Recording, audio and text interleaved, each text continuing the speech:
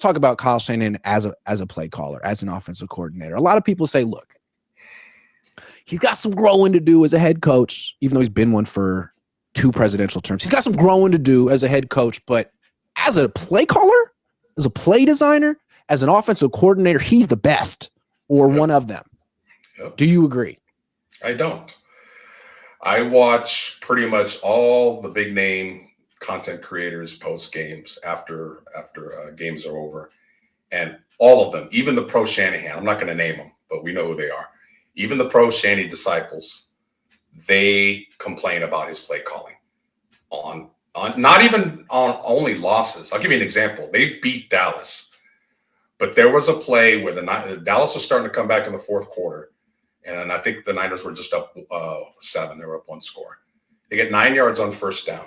On second and 1, it's like, again, clock management. Kyle's got to understand the clock is your friend when you're ahead, and it's your enemy when you're behind. Mm-hmm. He throws on second down when it's 2nd and 1. You run, you get the first down, the clock keeps going, better chance you win. He drops back to pass, Dallas blitzes, and the linebacker lights Purdy up. How he held onto the ball, I have no idea.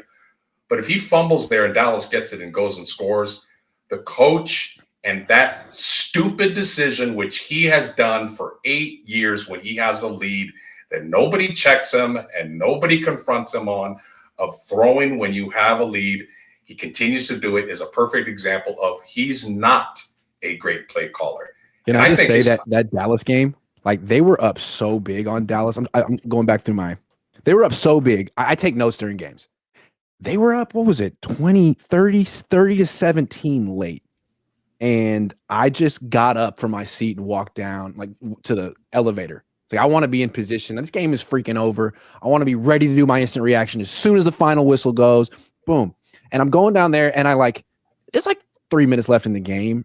And I'm watching him like, oh my God, Purdy just almost got his head taken off. Oh, Purdy almost just fumbled. And Mike Silver standing next to me. We look at each other like, is this happening? Is this really happening right now? And we both had to like hold our breath and wonder while everyone at the stadium did. It was so bizarre. We don't think about that one because right afterward, Nick Bosa did his little hat thing and it overshadowed everything. But that was almost one of the most ridiculous collapses. Crazy. Yeah. And Seattle and Arizona and the Rams were collapses. I mean, it's just his history. It's his pattern. You know, he's got a 37% winning percentage in 1-score games. I mean, all this evidence is just piling up. And again, goes back to self-analyzing. Like, why do you keep doing the same thing over and over wrong? Like, why can't you change that? So I think his play calling is a little bit overrated. I mean, let's look at his running game. Okay, his running game is outside zone. Great. Okay, so in between the 20s, your outside zone does really well. But when it gets closer to the goal line, you can't run. When it's 3rd and 1, you can't run because the lines are all bunched up and everybody's shooting gaps, and your offensive linemen, which he likes smaller guys that are mobile, get pushed back and they can't get short yardage, which forces them to always have to throw on 2nd and 2 and 3rd and 2. And you have negative plays when you throw the ball. Grant, you know this. When you pass the ball, more chances of an offensive holding, more chances of a sack, more chances of throwing over the middle, which they love to do, and tip balls and interceptions. Kyle's teams, even his great teams with the Niners, turn the ball over a lot, and they're pretty heavily penalized. And they have to overcome all these things just to win a game, on top of not emphasizing special teams. So I think his play calling is good, but when I hear people say, oh, he's a great play caller, then why are you complaining about it after every post-game show and not just losses? Think about that. I think it's a little bit overrated when it's all said and done. His passing game is like 70% over the middle. Like, where's the creativity? That's all the same big route off play action over and over and over again. Where's the creativity? His running game is outside zone, right? He doesn't run any draws. He doesn't run any trap plays. He doesn't run any sweeps. He barely throws any screens to the running back. So, I mean, to me, great play calling is, boy, your playbook is huge. I've seen a lot of different things. Ben Johnson, for example. I haven't seen the Niners do a hook and lateral ever under Kyle. Yeah. Much less in the 3rd or 4th quarter when you put a game away. So I think, what is the definition of great play calling? To me, it's a variety of different kind of plays and doing things that the other team isn't expecting. Kyle's playbook is very, very predictable. So is that a It's great play become that caller? way for sure. And I Yeah. think like one thing we've seen, you mentioned like his awful record in one score games, in close games. He's below 40% winning percentage, which is just ridiculous. And it's like we've seen that he does a good job when his team is healthy in the first half. And his Yep. dad was the same way. If we remember the Niners' last Super Bowl victory, what happened? Mike Shanahan was the offensive coordinator. They jumped all over the Chargers. They were Yep. up 28-10 at halftime. And then, boom, they just cruise to victory. It's how the Shanahans win. They jump on you early. They cruise to victory with a 2-score lead, and the game's on tilt, and they've lapped you. But if you can just stay in the game, now Kyle Shanahan in the fourth quarter has to be a coach. He has to be an actual play caller. It's not about your scheme. It's not about your script anymore, which you could have worked on with your dad or the whole offense, the whole staff. It could have been a collaborative effort. But in the fourth quarter, down 4, up 4, whatever, that's you. That is you calling plays, being a coach. And we've seen he's just not good at it. He's not good at it. No. Kyle reminds me a little bit of a old coach named Buddy Ryan.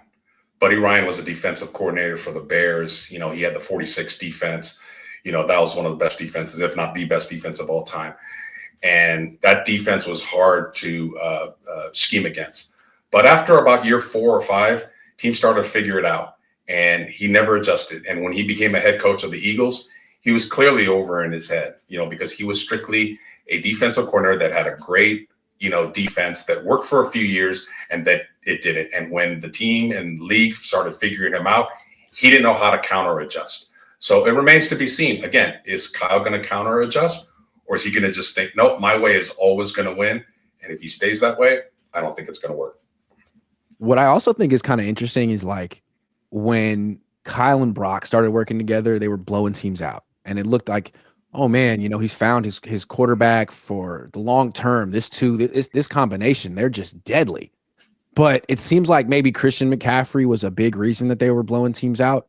Yep. And maybe IU too. But once you took those two guys out of the mix, now the Niners were in close game after close game, and they lost all but one of them this year. And it's like, well, is it because Kyle stinks in close games, or is it because Brock stinks in close games, or do they both stink in close games? And are they kind of like a bad match for that reason? I mean, when McCaffrey's out there and they have the Avengers, it seems like it works. But otherwise, if they're close, and even with the Avengers in the Super Bowl, when it was close, it was like, Jimmy was better than this. Yeah.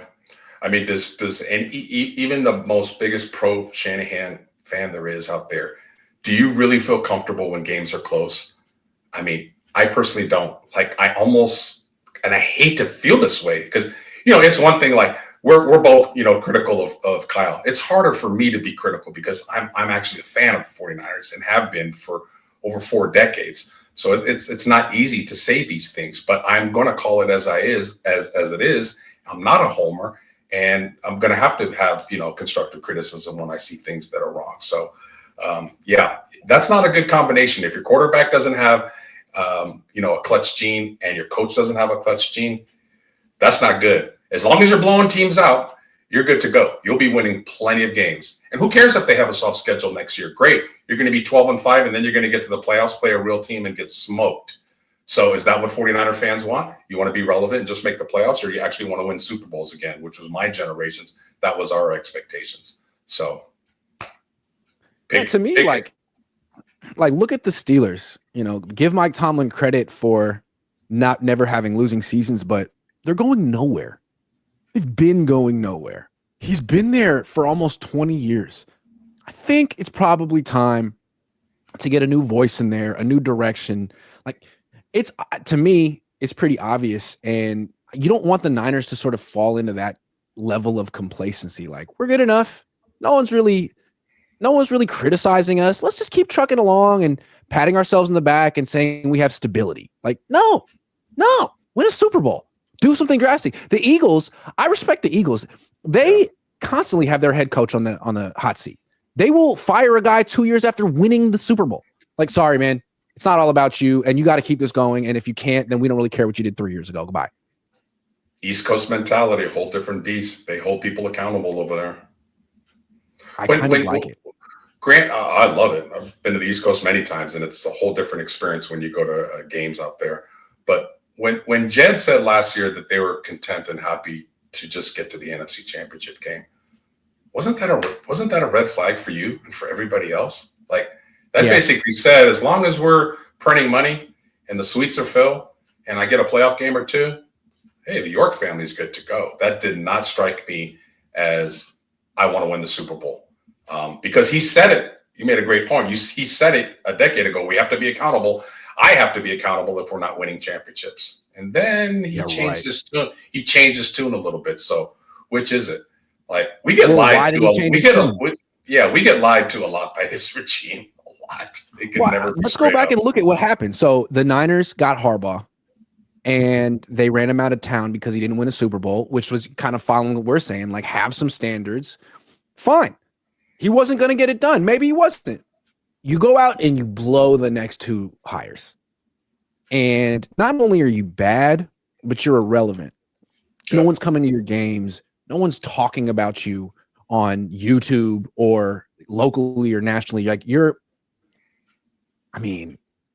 geez, the Warriors passed him locally. And that had never happened ever in the history of the Bay Area. The Warriors were more important than the freaking and the Giants were too. Like they were becoming boring and irrelevant. And then Kyle comes, and no, he hasn't brought a Super Bowl, but he's made them extremely relevant.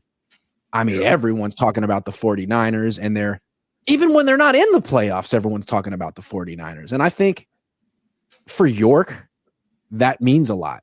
I don't know, maybe his mom has higher standards or something, but for Jed, I think he just likes being discussed.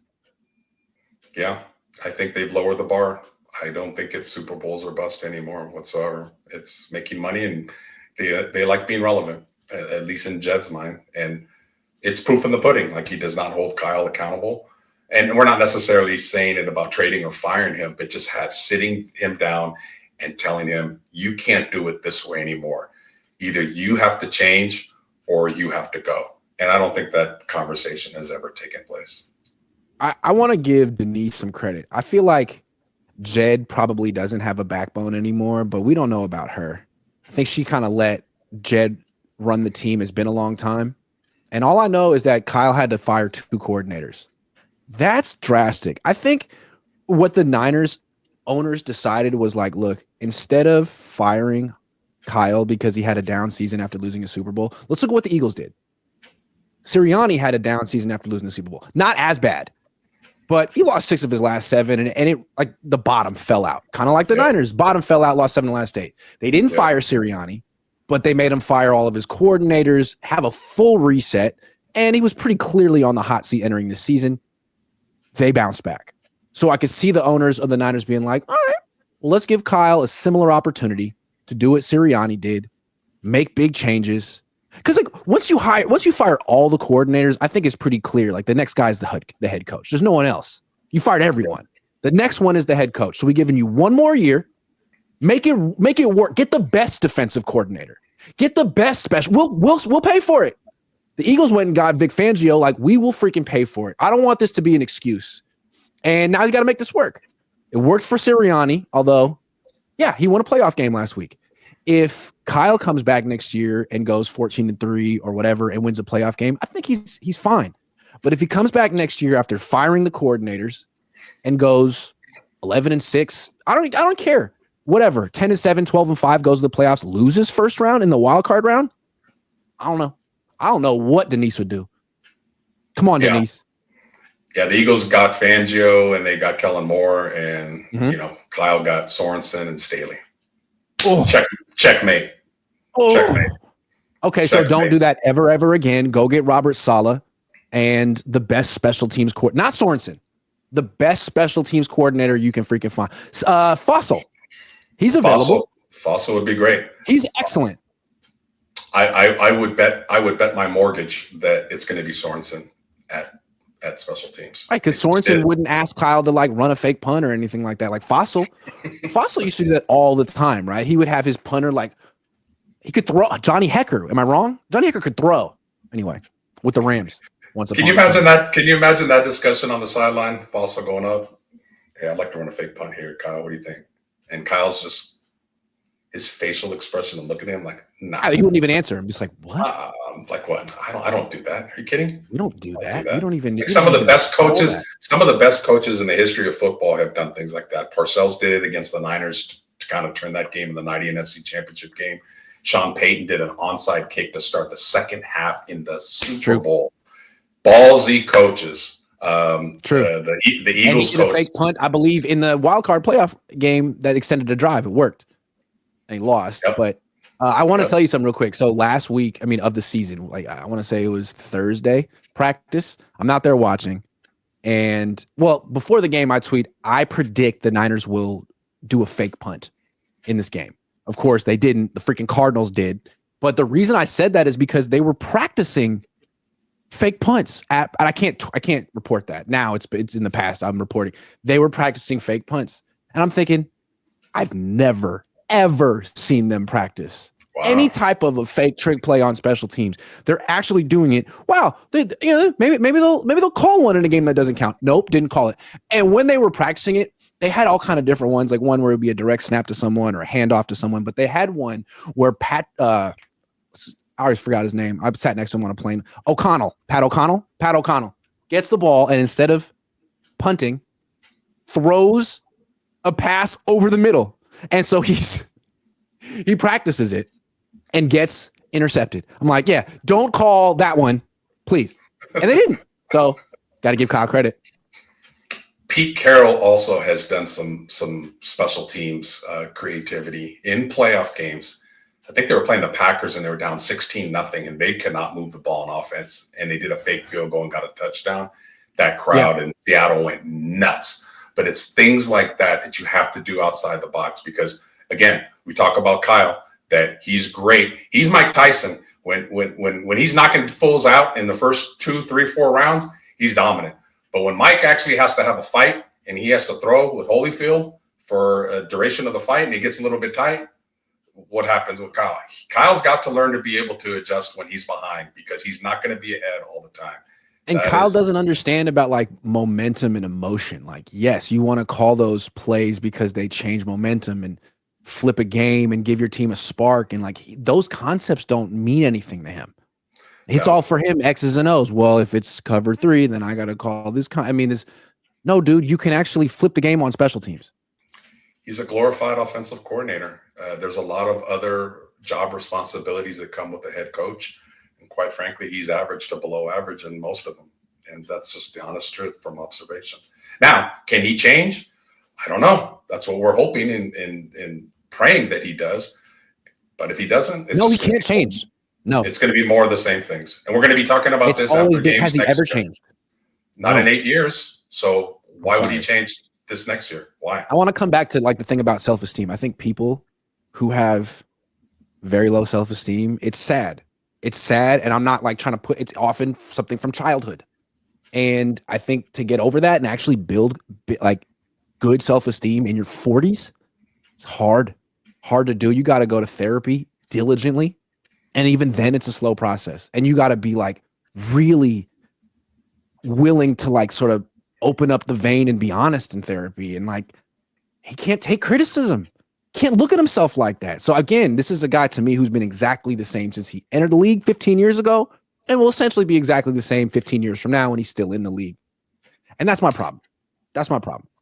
I don't know Kyle personally, but I will just take a bet here and my gut tells me that at home in his personal life, I think he's a very open-minded, very, great family man. I don't think he's egotistical. I don't think he tells, his family, hey, we're going here, we're doing this, we're doing that. But somehow, some way, when he goes on the job and he becomes a coach and he becomes the D coordinator and he has to, have his hands tied in every little, and now I'm the GM, I'm going to make this call. Oh, we like this defensive lineman, he'll make a difference. No, I like this wide receiver, and he gets his way. I don't know. I just think that his personal life and how he is as a coach is different. I can't see him being this way in his personal life. Maybe I'm wrong, but I don't know. Something changes when he's on the job, and he's got to. He has to. I get the feeling that he can't take criticism in any form from anyone.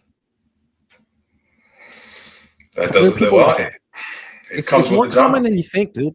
It's more common than you think. How many people do you know could take criticism in stride? It's hard.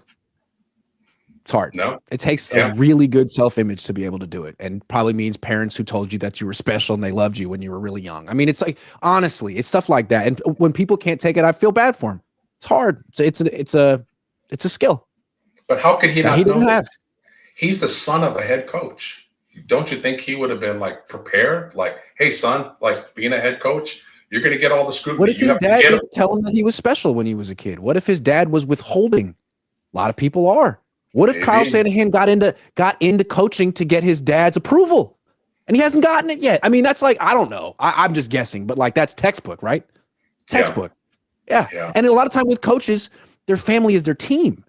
They're at the facility from 6 a.m. to 9 p.m, 6 months of the year. You know what I mean? They're not even there. They're late for Thanksgiving. They're not there on Christmas. I mean, just saying. Maybe. There's a lot of dynamics there, but yeah. There's a lot of dynamics. I don't know. I wasn't there.